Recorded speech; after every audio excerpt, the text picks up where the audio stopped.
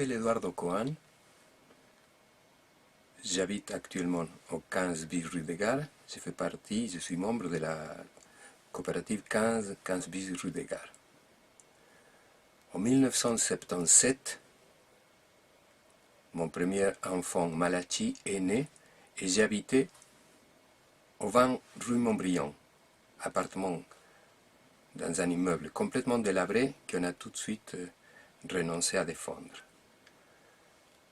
En 1987 est né mon fils Tadeo. À l'époque, j'habitais au 19 rue des Gares. En 1992, ma fille Maria est née et j'habitais déjà au 15 rue des Gares.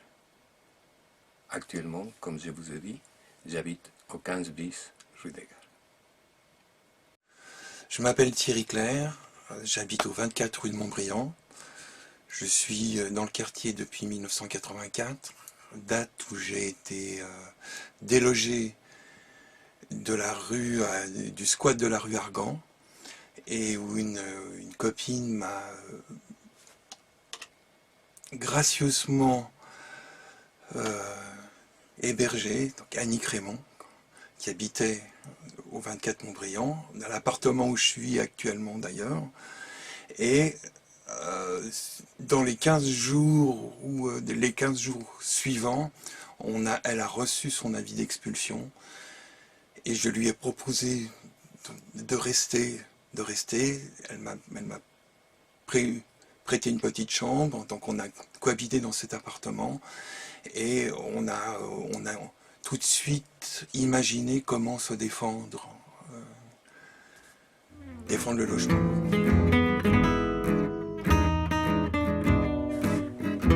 Déjà en janvier 1984, des habitants des immeubles 15 bis rue des Gares et 24 Montbriand avaient chargé l'AS LOCA de défendre leurs baux contre les projets de démolition des propriétaires.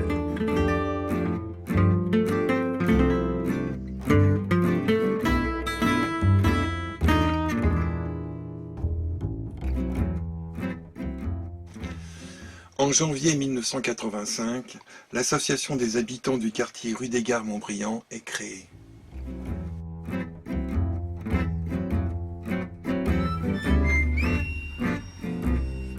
Les membres fondateurs étaient Igor Francesco, Jean-Pierre Vicky, Carole Reverdin, Eduardo Coan, Thierry Clair, Philippe Dufresne et Annick Raymond.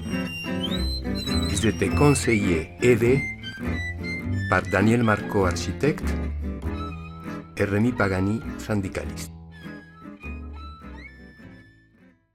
En février 85, l'association des habitants demande au département des travaux publics des précisions et les plans détaillés du projet de démolition.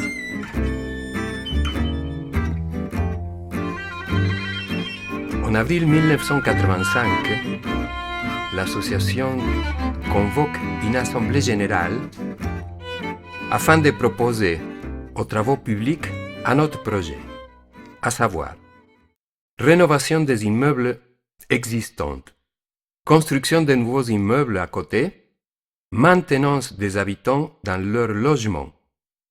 L'ordre du jour de l'Assemblée générale était information, présentation du nouveau plan, lancement d'une pétition et une organisation d'une fête de soutien dans le quartier, à l'occasion du 1er mai. En mai 1985, l'association organise une fête de soutien.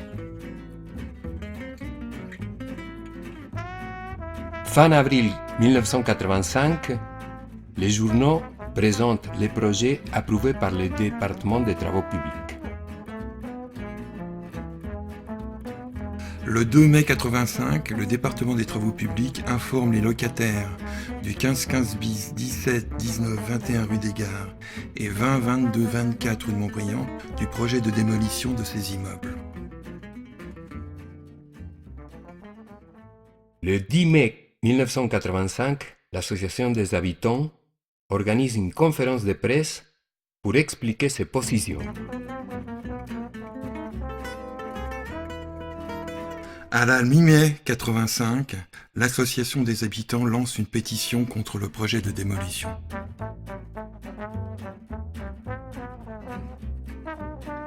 Le 30 mai 1985, l'association des habitants fait recours contre le projet officiel et demande à être auditionnée par le département des travaux publics pour présenter son contre-projet, dessiné par Igor Francesco.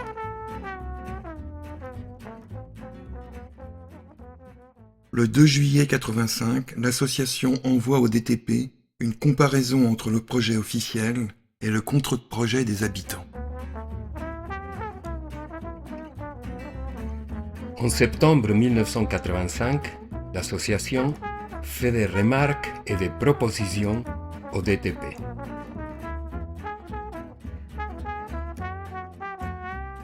En octobre 1985, l'association explique aux habitants de l'îlot le travail effectué par celle-ci et leur conseille de refuser de partir.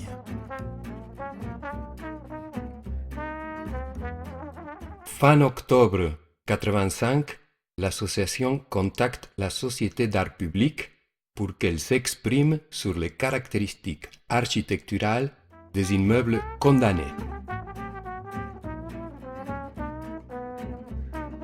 30 janvier 1986, le journal La Suisse. Le conseil municipal s'impatiente et dénonce l'attitude d'un groupe d'habitants du quartier qui lance des pétitions pour préserver un petit immeuble, le 15 bis rue des Gares, et entraver ainsi la réalisation de quelques 180 logements sociaux par la ville et le syndicat des cheminots.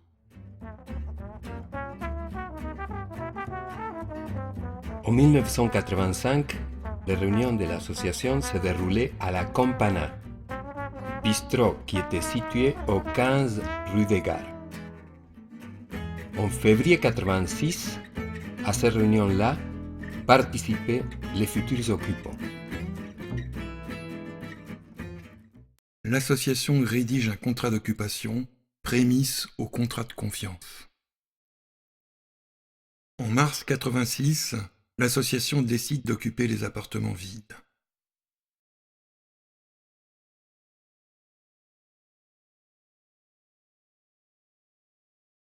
Les squatteurs sont évacués par la police et ils s'installent dans un tipi dans la cour de l'îlot.